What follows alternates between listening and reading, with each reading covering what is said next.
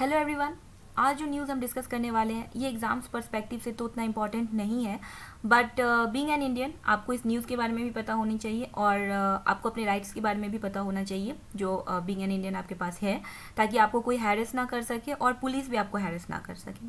ठीक है, देखते हैं न्यूज़ क्या है। देखिए, ये जो न्यूज़ है ना, ये मैंने एक्चुअली एक यूट्यूब वीडियो में देखा और थोड़ा सा मेरे लिए शॉकिंग था। बाद में मैंने देखा कुछ न्यूज़पेपर्स ने भी इस आर्टिकल को कवर किया है। ये जो आपको यहाँ पे तस्वीर दिख रही है, ये एक इंडो जर्मन कपल है। जो हस्बैंड है वो इंडियन है और जो वाइफ है वो जर्मन है, और इनका अपना यूट्यूब चैनल है आरजुली ब्लॉग्स। वहाँ पे ये सारे इंसिडेंट्स आपको अच्छे से देखने को मिल सकते हैं अगर आप डिटेल में इस इंसिडेंट को देखना चाहते हो तो। मैं फ़िलहाल आपको ब्रीफ में ये बात बता देती हूँ कि इनके साथ हुआ क्या। देखिए, ये जयपुर के एक अच्छी सी सोसाइटी में रहते थे, और वो सोसाइटी बहुत ही मैं ये कह सकती हूँ कि हाई प्रोफाइल सोसाइटी थी, क्योंकि वहाँ के एसडीएम, फॉर्मर जज वगैरह भी रहते थे। ठीक है, अब इनके पास क्या है ना, इनके पास 2 कुत्ते हैं जिनको ये टहलाने लेके जाते थे। कुत्तों को टहलाने लेके जनरली पेट ऑनर्स जाते हैं ताकि वो वहाँ पे पॉटी वगैरह कर सके, लेकिन आपको वो पॉटी साफ़ करके आना होता है। तो ये अपने कुत्तों को टहलाने लेकर जाते थे और पॉटी को ये साफ़ करके आते थे। इन्होंने अपने ब्लॉग में दिखाया भी था।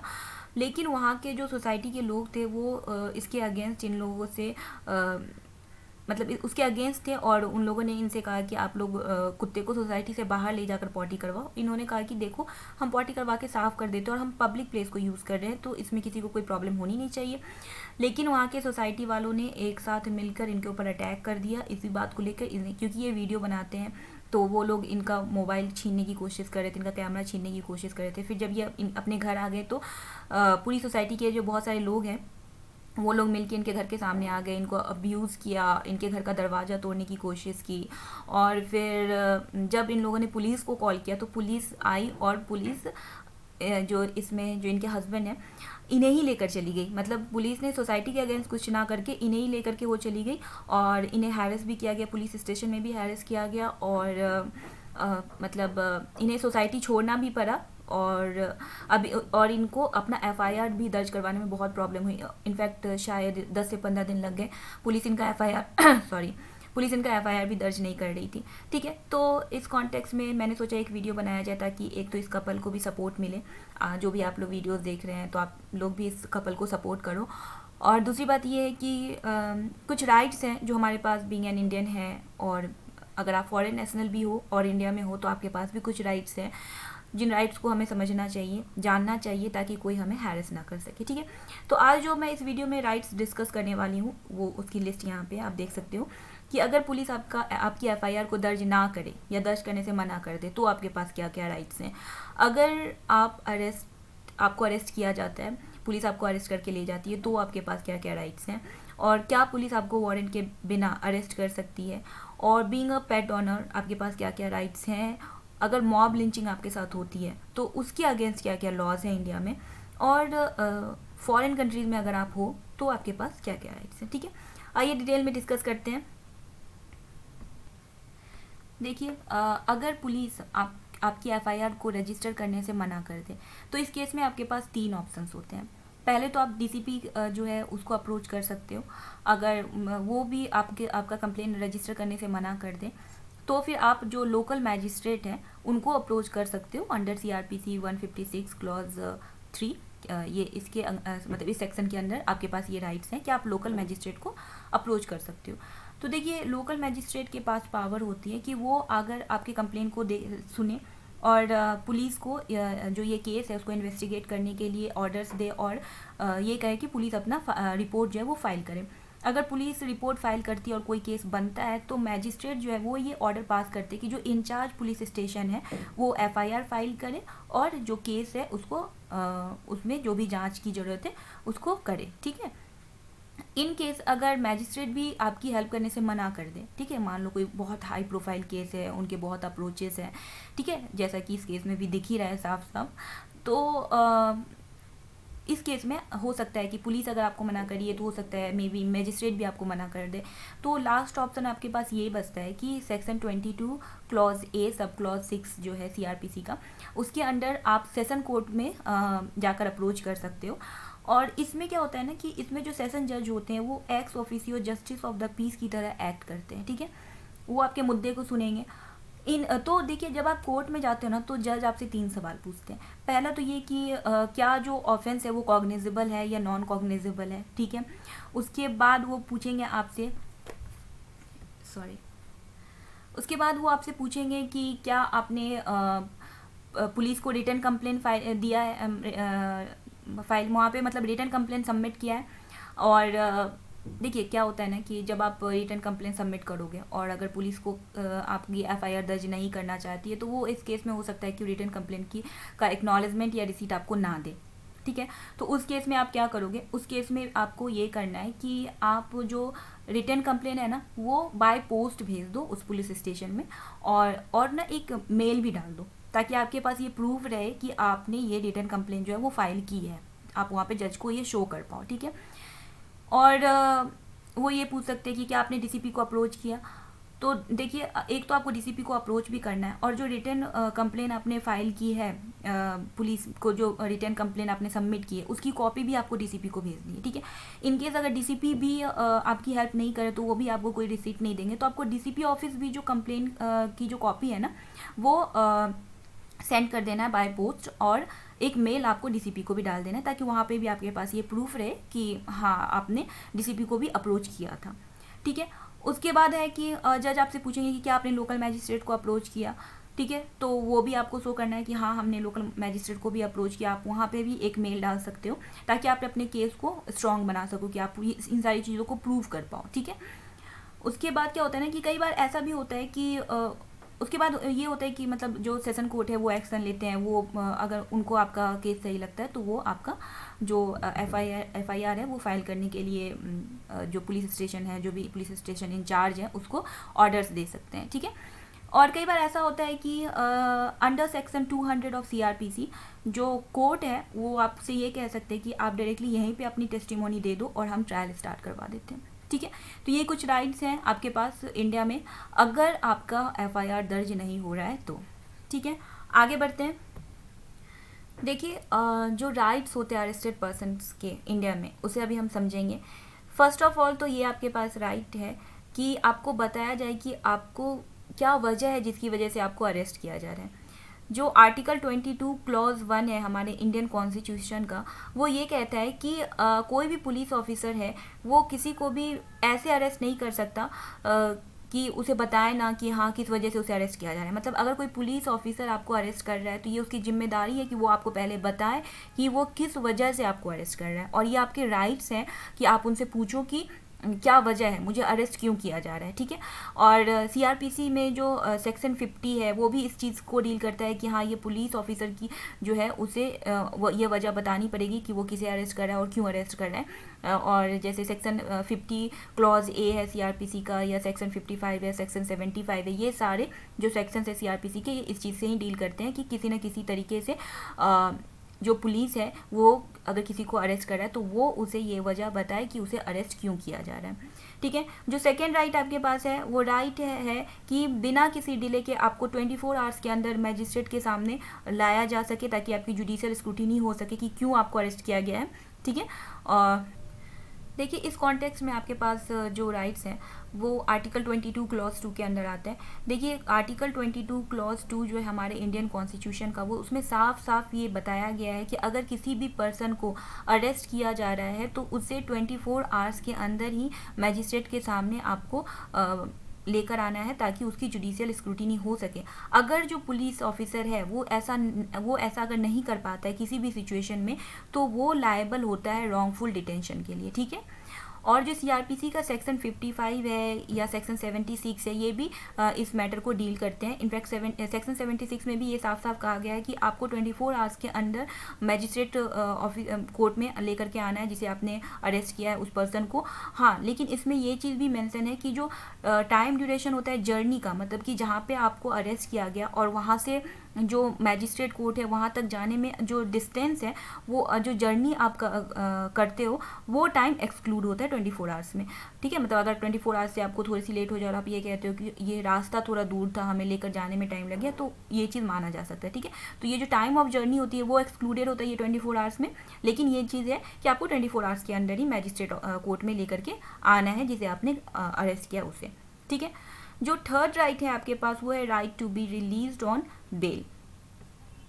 देखिए जो सेक्शन 50 क्लॉज 2 है सीआरपीसी का, वो इस चीज़ से डील करता है कि जो अरेस्टेड पर्सन है उसके पास राइट है to get release on bail, ठीक है। लेकिन ये है कि आपसे कुछ सिक्योरिटीज़ ली जाएंगी, आपको कुछ कंडीशंस दिए जाते हैं, जैसे कि आप वो शहर को छोड़कर नहीं जा सकते हो बाहर, या फिर आप कंट्री से बाहर नहीं जा सकते हो, ऐसे कुछ कंडीशंस आपको दिए जाते हैं। लेकिन आपके पास राइट है कि आपको बेल मिले, ठीक है। और ये राइट आपके पास सेक्शन 50 क्लॉज 2 ऑफ सीआरपीसी के अंडर आता है, ठीक है।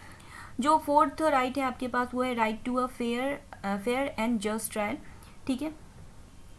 देखिए ये जो राइट है ना, इसके बारे में कोई स्पेसिफाइड लॉ तो नहीं है, लेकिन जो कॉन्स्टिट्यूशन के कुछ लॉ कुछ आर्टिकल्स हैं और कई बार सुप्रीम कोर्ट और हाई कोर्ट के जजमेंट्स में ये इस बातों को डायरेक्टली और इनडायरेक्टली मेंशन किया गया है, जिससे हमें ये पता चलता है कि हमारे पास ये राइट है। जैसे कि इंडियन कॉन्स्टिट्यूशन में जो आर्टिकल 14 है वो ये कहता है कि every individual is equal before the law, ठीक है। तो अगर सारे इंसान लॉ के सामने इक्वल है तो दोनों पार्टी के पास जो है वो इक्वल राइट्स हैं, ठीक है। तो इसके अंडर हम ये चीज़ कह सकते हैं कि जो अगर कोई भी लीगल डिस्प्यूट है तो उसमें जो ट्रायल है वो फेयर होना चाहिए, क्योंकि दोनों पार्टी जो है वो इक्वल है, इक्वालिटी बिफोर लॉ वाला हमारे पास राइट है।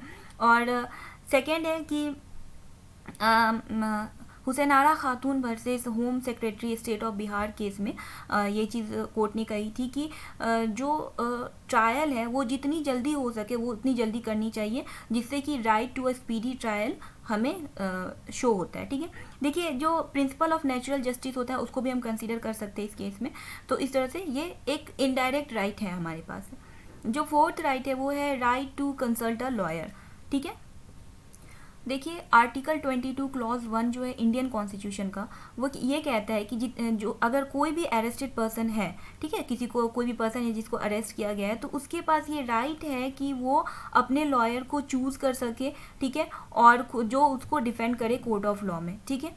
और सेक्शन 41 क्लॉज डी है या सेक्शन 303 है 303 है सीआरपीसी का, ये भी अलाउ करता है प्रिजनर को कि वो अपने लॉयर को चूज़ कर सके जो कि उसको डिफेंड करे, ठीक है। और इवन अगर इंटेरोगेशन चल रहा है तो उसमें उस टाइम पे भी, मतलब उस दौरान भी आप अपने लॉयर को कंसल्ट कर सकते हो, ये इन सीआरपीसी के इन सेक्शंस में मेंशन किया गया है।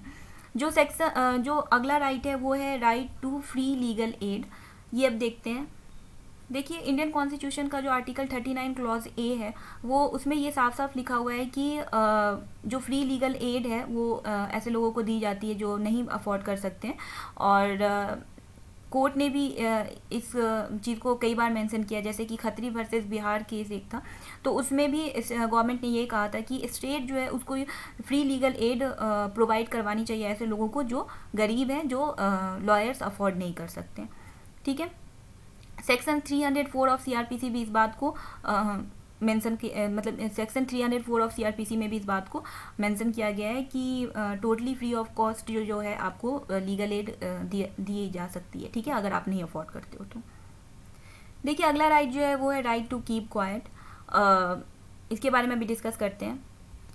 देखिए जो इंडियन कॉन्स्टिट्यूशन है उसमें जो आर्टिकल 20 क्लॉज 2 है वो इस बात को कहता है कि कोई भी पर्सन अगर अरेस्टेड है तो वो उसे आप फोर्स नहीं कर सकते हो कि वो खुद के खिलाफ स्टेटमेंट दे, ठीक है। ये प्रिंसिपल ऑफ सेल्फ इंक्रिमिनेशन के अंदर आता है, ठीक है।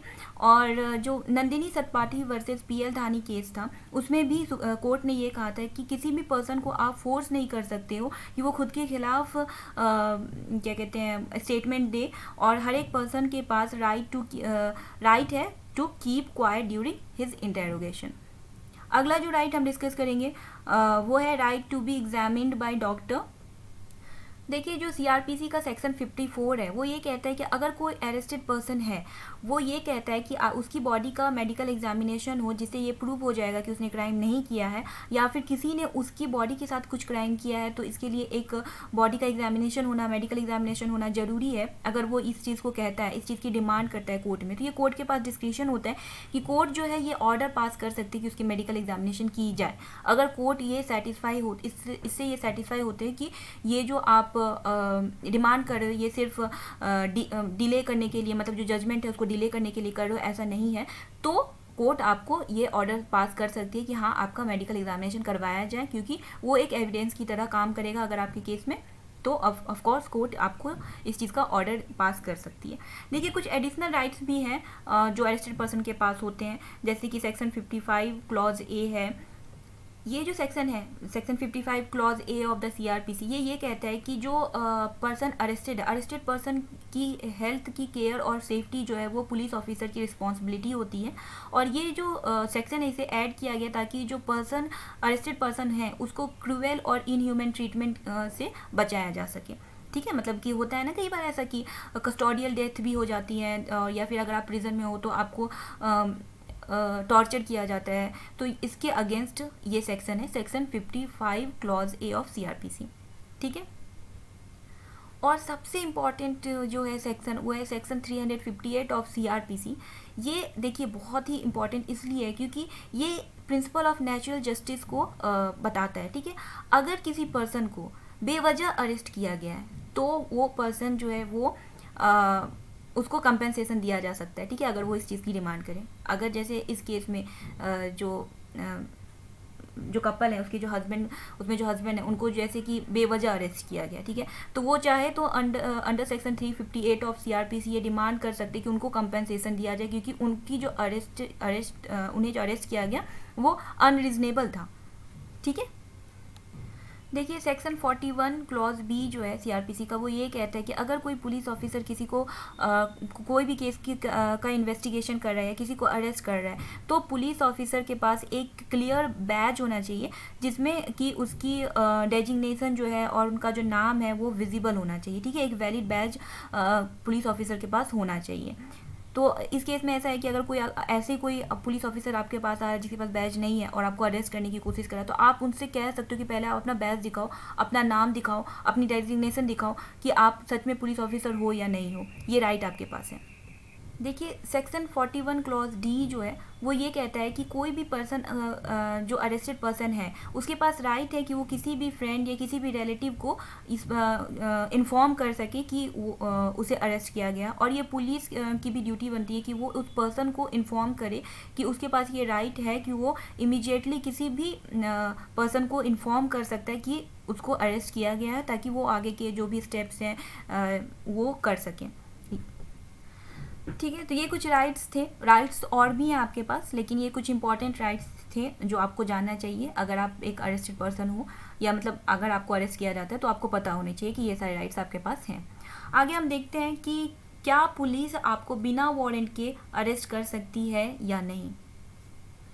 देखिए कुछ केसेस हैं जिसमें पुलिस जो है वो बिना वारंट के भी आपको अरेस्ट कर सकती है, जैसे कि सेक्शन 151 है, ये कहता है कि पुलिस जो है वो किसी को अरेस्ट कर सकती है अगर पुलिस को लगे कि वो कोई ऑफेंस करने वाला है, और अगर उसे नहीं अरेस्ट किया जाता है तो ये कुछ बड़ा क्राइम जो है वो हो सकता है, तो इसे प्रिवेंटिव डिटेंशन की तरह हम ले सकते हैं कि पुलिस जो है इसलिए आपको बिना वारंट के अरेस्ट कर सकती है। फिर सेक्शन 129 है जो ये कहता है कि पब्लिक ऑर्डर को मेंटेन करने के लिए पुलिस आपको अरेस्ट कर सकती है।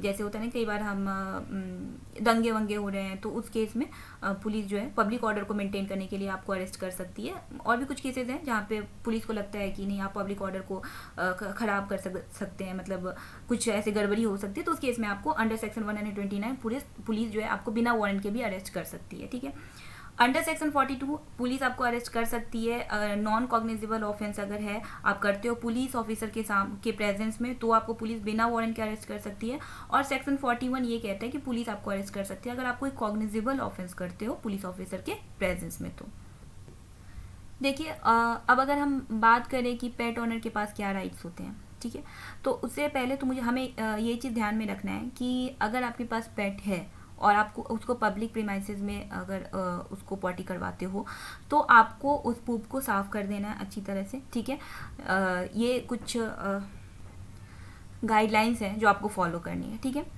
अब जो animal welfare board of India है उसने कुछ गाइडलाइंस इशू की है। गाइडलाइंस तो खैर उसमें बहुत सारे पॉइंट्स हैं, लेकिन जो एक इम्पॉर्टेंट है इस न्यूज़ के रिगार्डिंग वो मैं आपके साथ शेयर करती हूँ कि इस गाइडलाइंस में ये मेंशन किया गया है कि जो रेजिडेंट्स वेलफेयर एसोसिएशंस है या कोई अपार्टमेंट ओनर एसोसिएशन है, तो वो जो है किसी भी सोसाइटी में पेट को बैन नहीं कर सकते, ठीक है।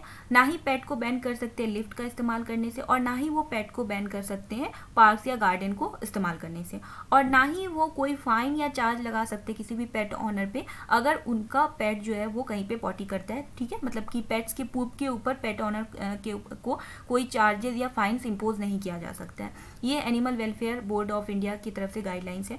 गाइडलाइंस और भी है, बहुत लंबी है, उसमें कुछ पेट्स के भी जो क्या कहते हैं उसे राइट्स हैं वो मेंशन किए गए हैं। अगर आप डिटेल में पढ़ना चाहो तो आप animal welfare board of India की गाइडलाइंस को डिटेल में पढ़ सकते हो, ठीक है।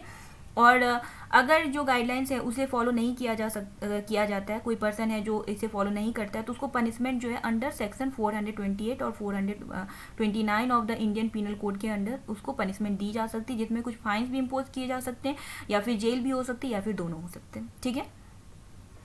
देखिए, जो लॉ है हमारे पास अगेंस्ट मॉब लिंचिंग वो एज सच कुछ मेंशन नहीं किया गया है अभी भी। सेंट्रल लेवल पे तो कोई लॉ अभी नहीं बनी है, कुछ स्टेट्स हैं जिन्होंने कुछ लॉज बनाई हैं इसके रिगार्डिंग। 2019 में मिनिस्ट्री ऑफ होम अफेयर्स ने पार्लियामेंट को इन्फॉर्म किया कि जो मॉब लिंचिंग होती है, जो इंसिडेंट ऑफ लिंचिंग होती है, उसका आईपीसी के अंडर में कोई सेपरेट डेफिनेशन तो नहीं है, लेकिन जो लिंचिंग का जो इंसिडेंट है उसको सेक्शन 300 और 302 ऑफ आईपीसी के अंडर डील किया जा सकता है on the clause of pertaining to murder, ठीक है। पर्टेनिंग टू मर्डर का केस लगता है इसमें सेक्शन 300 to 302 ऑफ आईपीसी के अंडर, ठीक है। और 2018 में सुप्रीम कोर्ट ने भी कहा था कि जो ये लिंचिंग है ये एक हॉरेंडस एक्ट ऑफ मोबोक्रेसी है, और उन्होंने सुप्रीम कोर्ट ने कुछ गाइडलाइंस इशू किए थे सेंटर और स्टेट के लिए, ताकि वो लॉज कुछ लॉ फ्रेम करें इस जो लिंचिंग की क्राइम है उससे डील करने के लिए। तो उसके बाद कुछ स्टेट्स हैं जैसे मणिपुर, राजस्थान वगैरह, तो इन्होंने कुछ लॉज बनाए हैं लिंचिंग के अगेंस्ट, लेकिन सेंट्रल लेवल पे अभी कोई लॉ नहीं है, ठीक है। अब देखिए, अगर आप किसी फॉरेन कंट्री में हो, जैसे इस केस में वो जो कपल है उसमें जो लेडी है वो जर्मन लेडी है, वो इंडिया में है, तो इस केस में क्या होता है ना कि अगर आप किसी फॉरेन कंट्री में हो और आपको कोई भी प्रॉब्लम्स होती हैं, ठीक है, तो एक तो आपके पास the Universal Declaration of Human Rights 1948 है, उसके अंदर कुछ राइट्स हैं जो आपके पास हैं, जो आप फॉरेन कंट्री में भी इंजॉय करते हो उस राइट्स को। और अगर ऐसे कोई आपके पास दिक्कत होती है, अगर आप फॉरेन कंट्री में हो, आपको कुछ समझ में नहीं आ रहा है, आपके साथ मॉब लिंचिंग हो रही है, या फिर वहाँ के लॉ के बारे में आपको नहीं पता है और आप किसी प्रॉब्लम में फंस जाते हो, तो आप वहाँ पे जो आपकी कंट्री की एम्बेसी है, जैसे इस केस में जो जर्मन एम्बेसी है इंडिया में, उसको वो लेडी कंसल्ट कर सकती है। तो वैसे ही अगर हम किसी फॉरेन कंट्री में हैं और उस कंट्री में जो इंडियन एम्बेसी है उसको हम कंसल्ट कर सकते हैं हमारे प्रॉब्लम को सॉल्व करने के लिए।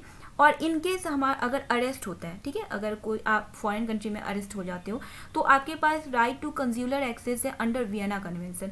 वियना कन्वेंशन जो है इसमें क्लियरली ये मेंशन है कि अगर कोई इंसान फॉरेन कंट्री में जाकर अरेस्ट हो जाता है तो उसके पास राइट टू कंज्यूलर एक्सेस होता है, और वो जो कंट्री है वो आपकी एम्बेसी को कंसल्ट करेगी, और आपकी जो सिटीजनशिप है वो अगर प्रूव हो जाती है तो आपकी कंट्री की जो एम्बेसी है वो आपकी हेल्प करेगी इस केस से बाहर आने में, ठीक है।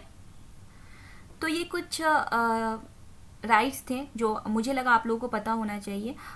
और अगर आप इस केस के बारे में और कुछ डिटेल में जानना चाहते हो तो इस कपल का अपना एक यूट्यूब चैनल है आरजूली ब्लॉग्स, वहाँ पे जाकर आप सारा केस समझ सकते हो कि आखिर इन लोगों के साथ क्या हुआ था, कैसे हुआ, ठीक है। मैंने जहाँ तक देखा वीडियो उस हिसाब से जो मुझे समझ में आया वो मैंने आप लोग के साथ शेयर किया। और बीइंग एन इंडियन हमें चाहिए कि हम ऐसे कपल्स को सपोर्ट करें ताकि इंडिया का नाम ख़राब ना हो इंटरनेशनल लेवल पे। और दूसरी बात ये है कि हमें राइट्स के बारे में भी पता होनी चाहिए ताकि हमें कोई हैरेस ना कर सके फ्यूचर में। तो वैसे तो मैं कभी नहीं कहती हूँ कि मेरे वीडियोस को शेयर करो या सब्सक्राइब करो चैनल को, क्योंकि एक फ्री इनिशिएटिव है सबके लिए, लेकिन इस वीडियो को मैं आप लोगों से बोलूँगी कि आप लोग शेयर करो ज़्यादा से ज़्यादा लोगों को, ताकि लोगों को अपने राइट्स के बारे में पता हो और कोई हैरेस ना हो सके, पुलिस उन्हें हैरेस ना कर सके, लोग उन्हें हैरेस ना कर सकें, ठीक है। सो वैसे तो मैंने सब कुछ क्लियर करने की कोशिश की है। अगर कोई फिर भी आपको कोई डाउट रहता है तो आप कमेंट सेक्शन में मुझसे पूछना, मेरे पास जो भी इन्फॉर्मेशन होगी, जितना मेरी नॉलेज है उसके हिसाब से मैं उसको क्लियर करने की कोशिश करूँगी, ठीक है। अगर कुछ गलतियाँ हुई होंगी कुछ समझाने में तो देखो, मैं एक लॉयर तो हूँ नहीं, तो इतना ज़्यादा तो मुझे पता नहीं है, मेरे रिसर्च के अकॉर्डिंग मैंने आपको सब कुछ समझाया है। तो अगर कुछ आपको लगता है कि मैंने गलत बताया है तो आप कमेंट सेक्शन में बता सकते हो, ठीक है। So that's it for this video, मिलते हैं नेक्स्ट वीडियो में, थैंक यू।